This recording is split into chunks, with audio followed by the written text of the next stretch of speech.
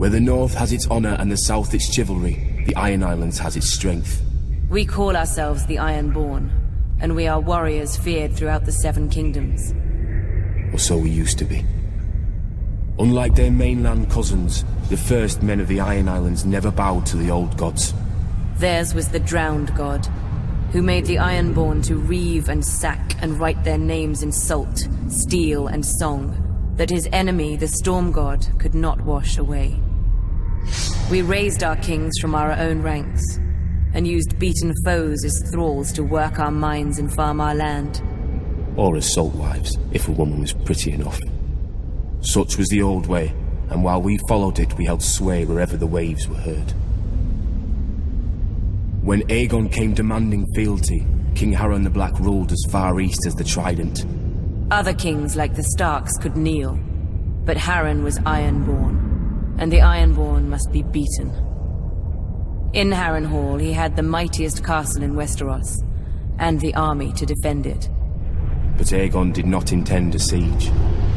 He mounted his dragon and roasted Harren and all his sons in their tower, and the Old Way with them.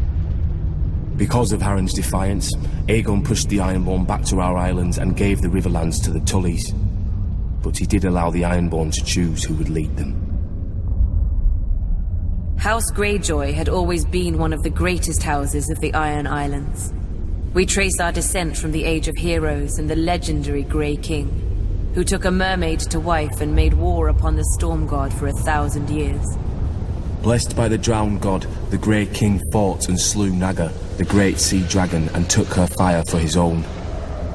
This history made our ancestor Vicon Greyjoy the natural choice to lead the Ironborn after Aegon's conquest.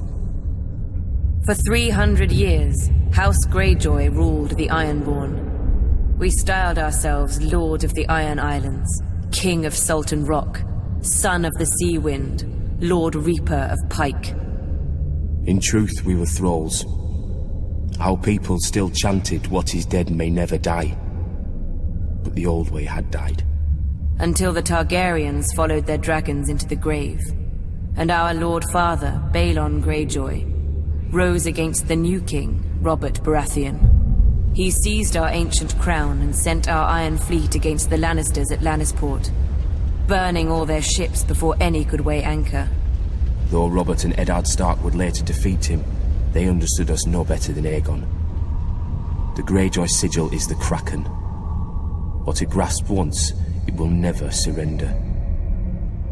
What is dead may never die, but rises again, harder and stronger.